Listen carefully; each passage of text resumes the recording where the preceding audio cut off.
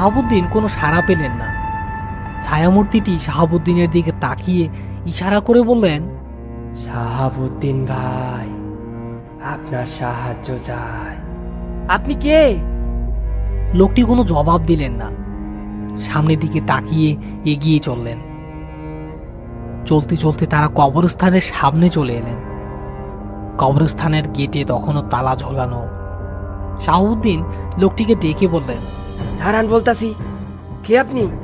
লোকটি আবার বলে উঠল, একটু সাহায্য করেন ভাইজান, এই তো, আর একটু, আসেন।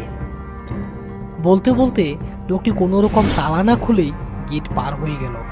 কিন্তু শাহাবুদ্দিন যেতে পারলেন না। তিনি দূর থেকেই দেখলেন ছায়ামূর্তিটি আজ রাতের সদ্য কাঁচা কবরে গিয়ে কি এক করুণ আকুতি করতে করতে মিলিয়ে গেলেন কবরে।